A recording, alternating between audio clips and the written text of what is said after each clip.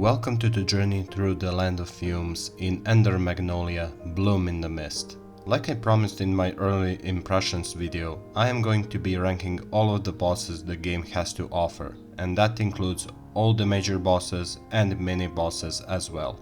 Some of which are bad, some mediocre, some are good, and some are incredible. Before I start ranking the bosses, I want to say that this is based on my first playthrough. I tried learning most of the fights the best I could, but I might not know everything about them, so keep that in mind. Also another thing to mention, and that is the game itself. It's incredible. It's everything I wanted out of a sequel to Ender Lilies. It improved on literally everything the first game did. So with that said, let's begin this ranking. The easiest choice of my life for the worst boss is definitely Rooted Primordial Beast. It's a stationary boss that will inflict a shock status effect near instant, summon explosions that deal a ton of damage and will scream to throw you further away from it. It's barely a boss. Hell, it's barely a mini boss, it's just a target dummy that will nearly two-shot you if you don't pay attention. Luckily the attacks are easy to avoid, so even if I got hit, it was mostly my fault. So why is he in F tier? Well, it's because you don't fight him just once, you don't fight him just twice, you fight him like 4 separate times. Maybe even 5, I lost the count. And the fight isn't any different, no new attacks, just the same toolkit repeated over and over again. My question is, why? What is the point of repeating this boss this many times? I will say, even though it's in F tier, I would say it's still above the Blighted Lord from the first game. So thankfully we didn't get a worse boss than this. Number 23, Wellnest. Let me get out one minor positive. The boss itself does have some input in the battle, with the delayed laser attacks and the shield he can summon. And that's all the positives I have for this boss. The negatives are much bigger. Let's be honest, the boss is just Kangui from 9 Souls, let's be real. It summons a bunch of ads constantly. Now here's the thing, I don't dislike when bosses summon a minion to help them. In some cases it can enhance a boss to make it more chaotic in a good way. However, this is not the case here since the boss will summon the most annoying enemies. The ones on the ground are fine, but the flying robots with their billions projectiles are annoying. And when they're both on the field, it's a mess. It's better than Flukmorb and Kangui, but not by much. Number 22, Squad Leader. We moved up from bad tier fights, but we're now going through the most mediocre fights. Squad Leader is just an upgraded regular enemy that you fight in the same zone. He can throw bombs, shoot projectiles, do explosions, and he is fairly mobile. Nothing bad, but also nothing memorable or anything. It's just fine, I guess. Number 21, Marionette number 47. I have very little to say about this boss. Why? It's because she has no health. I destroyed her health bar in seconds. And while there are some attention demanding attacks, her health is non-existent. Though I will give her some points for showing how monstrous and despicable Declan is when this is what he does to his subjects. Number 20, Old Upper Stratum Guard. I could just repeat the same thing I said about Squad Leader, though in this case he is at first a unique encounter before he gets reutilized as a regular enemy in the final area. And I like some of his attacks. I like the shockwave you can jump over, as well as shield he can use to dash or to block your attacks, but it's still a very mediocre fight. Number 19, Soaring Beast of Origin. Unlike the Rooted variant, Soaring Beast does resemble a mini-boss.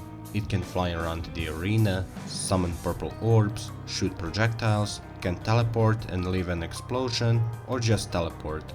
And it's a mini boss that doesn't get reutilized as a regular enemy, so there's that. But it does get repeated like 4 separate times with no changes. I don't know why they did this. Is it because the area itself doesn't have a major boss? Or are they just trolling the players? I don't know. At the very least, it does resemble a mini-boss. Number 18, Roller Giant Orb. Another enemy turned into a mini-boss, but for whatever reason I struggled with this guy. I have no idea, I was just terrible at it. Like I said, he is an upgrade from the regular enemy encounters. I like how you have to get behind him to deal actual damage. I like the weightiness of some of his attacks. And I guess that's it. Sorry that I don't have to say a lot about these D tier fights. They're just that, mediocre. Man, how many times have I said that word, Jesus Christ. Number 17, Steeple Executioner. Steeple Executioner is a step up in a right direction with these mini-bosses. He is yet another regular enemy turned into a mini-boss, but it's done in a way that I really like. The added fire on his chain spin attacks, which will leave trails of fire on the ground, is a nice addition, making his simple toolkit a bit more complex, cause now you must watch out for the fire on the ground while avoiding his attacks. Nothing special, but is better than the previous mini-bosses I've talked about. At number 16 and the last D tier fight is Yolven, the Black-Winged Huntsman. This will definitely be the most controversial placement on the list. Let me explain my reasoning for putting Yolven this low. At its core, he is okay. The first phase is where he will mostly be airborne and shoot you with his pistols, either once, multiple times, or fly across the arena while shooting a ton of projectiles. And phase 2 is an alright bestial type enemy. Repetitive slashes, jumping attacks, and big orbs coming towards you. This is all fine for like a tutorial boss. But here's the thing, he is not the first boss, he is a second major boss. And his moveset, while overall is fine, is really boring and repetitive. And I think he should have been a step up in challenge from Leto. But no, he's even easier than him somehow. This might sound like I'm hating the boss, but no, not really. There are aspects that I find pretty solid. The design is cool and the music is great as usual. Just that I wish he was more memorable gameplay wise. But that's it for D tier. We are now moving to some decent bosses. Number 15, Leto, the child test subject. Now you're definitely confused as to why I put Leto above Yolven, especially since Leto has less attacks than Yolven. But that's okay since he is the first boss you'll fight. In fact, too much complexity would be a negative for a boss that is essentially a teaching tool. Plus I found him more interesting than Yolven simply because he gets more out of his toolkit.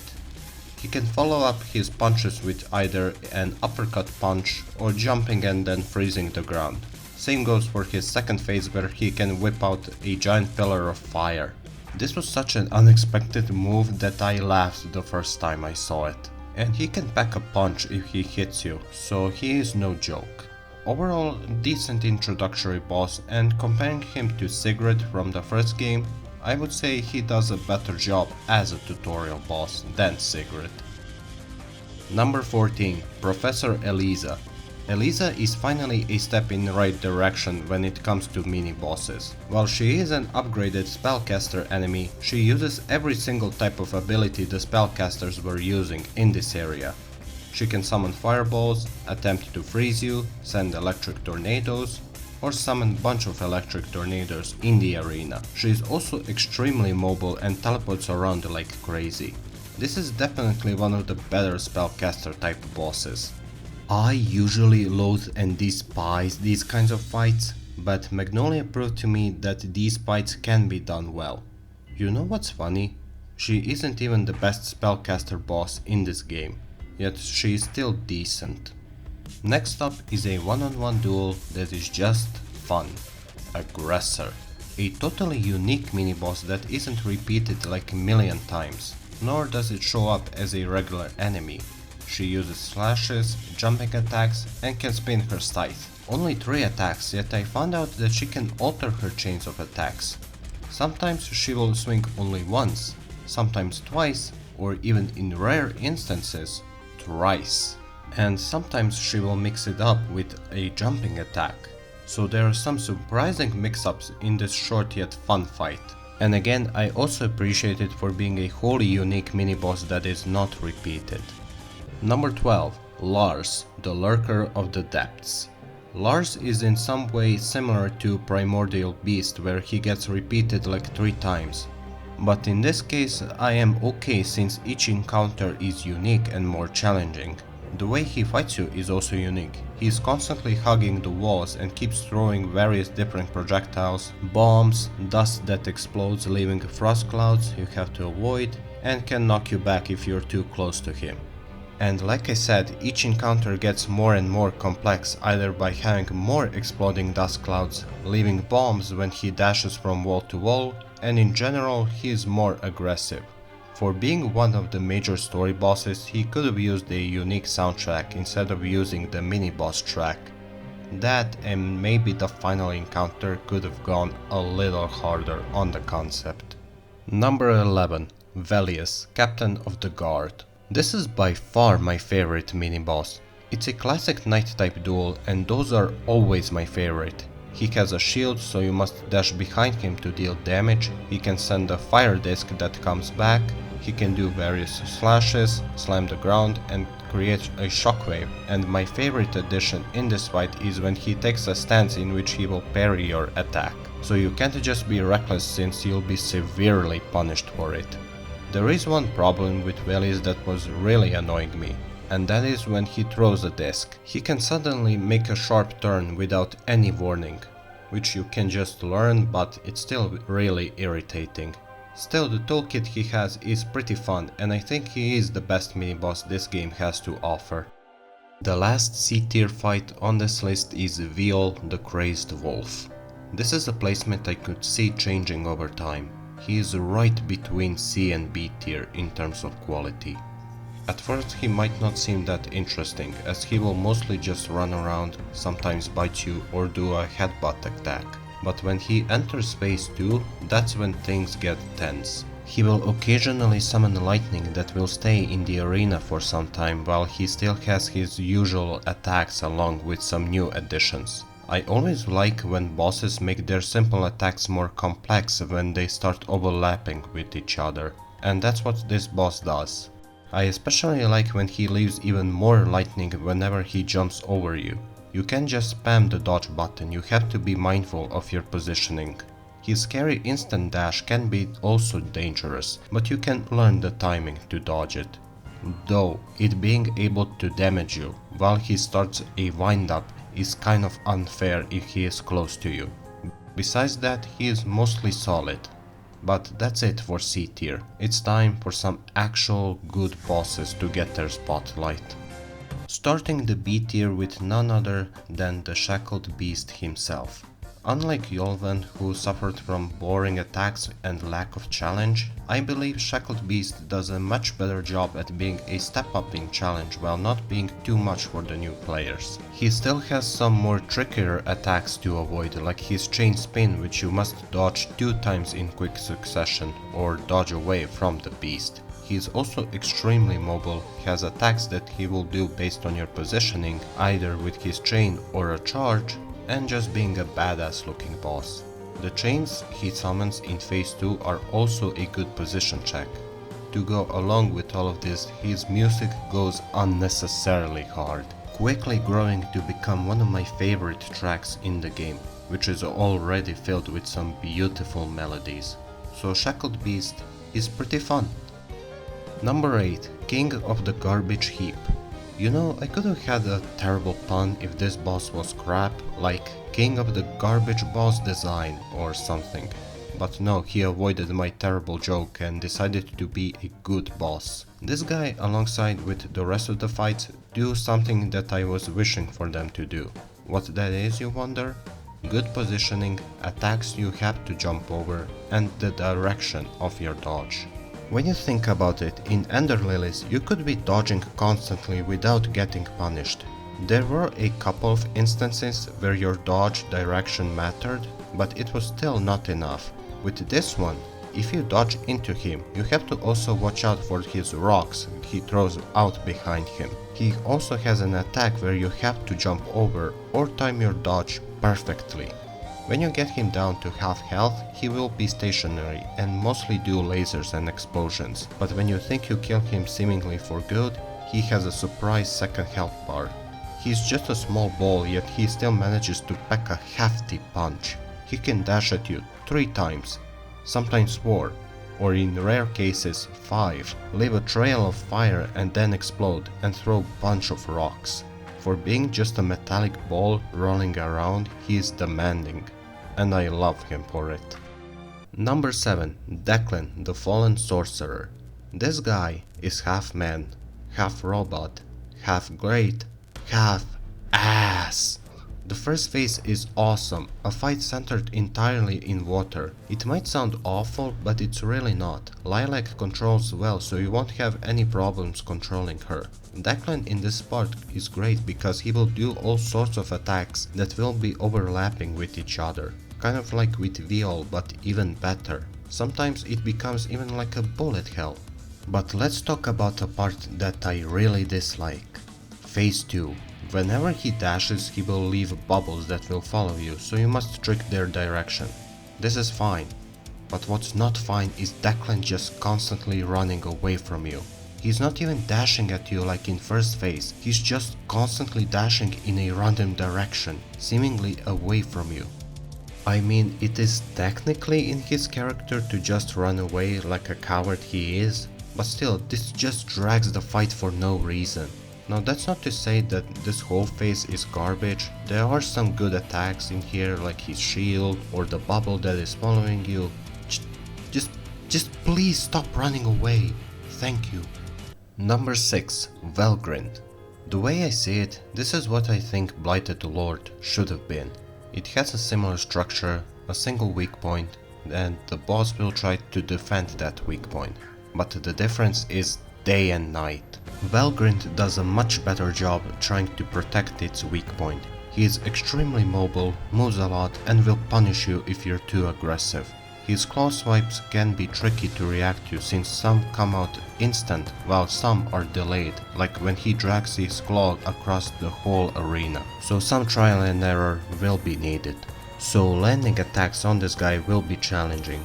You have to strategize how you'll safely land blows on him, and guessing wrong will lead you to your death. This is especially emphasized in Phase 2 with lasers that require quick reaction times and fireball bullet hell. If there is one thing you could complain about is his astronomical damage he can dish out.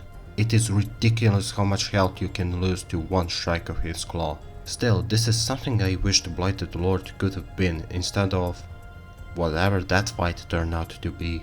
Number 5 and our first A-tier fight is Raybolg, Mad Knight.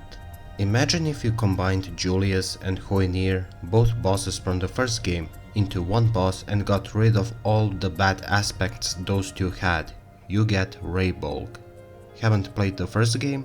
Here, let me be more specific. Raybolg can jump around while shooting from above, shoot the ground to make an explosion, do a backslash if you're behind him, and even has the same laser attack that Julius had. I really liked the laser, which you can only avoid by crouching. Dodging and jumping over it won't work.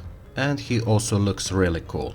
But the most memorable part with Raybolg is his refight. Once I beat him and saw him escape, I was for sure we will get an even crazier fight. But what I found was a broken Raybolg, barely standing. All he could do was just try and smack me away with his gun. It was such a sad moment and a complete subversion of what I was expecting, but in a good way. Number 4. Garm, the Giant Grave Digger. I want to first say one negative thing, and that this boss reuses the mini-boss track, which is such a strange decision by the dev since in early access he had an original soundtrack, but for some reason that is no more. Anyway, the fight. It's great, I love it. He's super quick, jumps around, leaving shockwaves everywhere, has some cool looking attacks like a giant explosion followed by boulder falling afterwards, and he can drill the ground to throw a bunch of rocks. For appearing this early, he is quite a challenge compared to Shackled Beast. Not much more to say other than, yeah, he's a great boss. Number 3 is Number 7. Okay, I know I've been saying things like a boss looks cool, has awesome looking attacks and so on and so on, but this time I mean it. This guy has some of the coolest, most badass looking attacks in the whole game. But before you get to fight him, you have to go through a boss gauntlet to get a chance to fight number 7 himself. I have some mixed to positive feelings about this approach. The first guy you fight, number 20, is awesome. He can do a kick, a slash, and an awesome whirlwind attack. The second boss, number 14, is where issues start to arise. It has some good attacks like backflip slash or knife throws. But man, the bombs are just pain to deal with, especially if they overlap with other attacks. But then number 56 is pretty good and by far the hardest of the three with his trickier attack timings. Though I appreciate them rewarding you with the prayer refills every time you beat a boss. Should you beat all of them, you are granted the chance to fight number 7 himself. This was one boss I was heavily looking forward to fighting from all the trailers and posters. I was hyped to fight this guy. And guess what? The fight did not disappoint one bit. Like I said, this boss has the coolest and satisfying attacks to avoid. Either it's his slashes, charges, ice whirlwind, lightning spin, or an extremely delayed slash. He's just plain awesome. He even has a surprise mix-ups when he does a regular slash with his sword. Even though he doesn't have a proper phase 2, I am more than happy with what they've done with him. This is also placement I am unsure of. Still have to decide if he is high A or low S tier fight. But what I am sure of are the two remaining bosses who truly deserve an S tier rank. Number 2. Lucia, the Iron Witch. Funnily enough, unlike with number 7, this was a boss that I was kind of neutral. Just thought it would be like a mediocre mage boss. What I didn't expect is to actually love this fight more than number 7. And I definitely did not expect to get my ass kicked by her. I died like 11 times before I finally took her down. But not once did it felt unfair. It is truly a get good type boss. So why does she work so well? Well, it's because her spells and attacks are fun to deal with. Her fireballs require a very specific way of avoiding them. You might have dodged the first one, but you better figure out how you'll dodge the rest. She can teleport leaving a frost cloud, summon a fire whirlwind, electric tornadoes, and the most dangerous attacks of them all is her simply smacking you with her broom. Now there is one aspect of the fight that I could see people hating, and that is when she summons a minion to heal her. Personally, I think this is fine. The robot has like no poise, so you can break his poise easily. Plus, when you destroy it, Lucia doesn't immediately summon a new one. There is a slight breather. Luckily, in her second phase, she doesn't summon the robot, and instead goes all out with her magic attacks, which is the best part of the fight. Her arena is also beautiful. I love the field of white flowers that contrast greatly with grey sky. Incredible boss all around. Possibly the best spellcaster boss I've fought. Actually, that is a lie. That's because Gilroy the Administrator exists.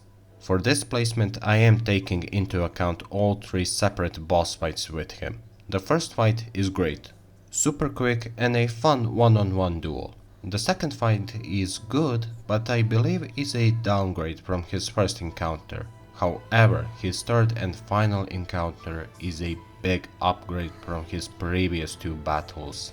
And man, what an upgrade it is. I didn't defy the odds for an hour straight, yet had a blast every second of it. He can summon vortexes and change their shape and size, like if you're far away he will summon them in a straight line, but if you're next to him he will summon them around him. Same logic goes for his swords, he will either summon them 2 times in a row, summon them around him, or summon them if you're far away. If he summons swords 2 times you have to dash 2 times as well. But if they're around him, you have to dash away and then towards him. Phase 2 adds a giant blade of fire that will nearly one-shot you if you miss the timing of your dodge or parry. Phase 3 adds even crazier attacks. Now he will be airborne and teleport. Vortexes and swords are even deadlier than before.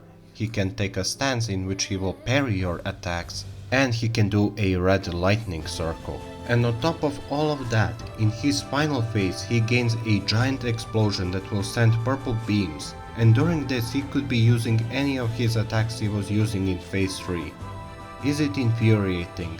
Absolutely not. You have everything at your disposal and better use it the best you can, either by parrying his attacks, breaking his stance, and being mindful of your positioning. It's just addicting. The music is god tier, I adore it. This was one boss that I was worried the most. I was worried that they'll make the same mistake and create another Blighted Lord. But what I got was something I did not expect. I got a masterpiece of a boss fight that I did not want to ever end. I regret making my Metroidvania boss video now, he would definitely be on that list. I am so glad this boss exists. Fantastic job, Binary Haze. You outdid yourselves here. And that is it for this boss ranking. So my final thoughts. If I only included major bosses, then the lowest one would have been Joven in D tier. But with 2 S tier fights, potentially 3, and with good amount of them being in B, I am happy with the boss quality. I could have just been lazy and ranked only the major bosses and leave mini bosses behind, but it just didn't seem right. I said it in the beginning, and I will say it again. This is one of the best games I've played. Binary Haze did a great job here. Thank you. And thank you for watching this video. And don't worry, this won't be the only video about Ender Magnolia. See you very soon.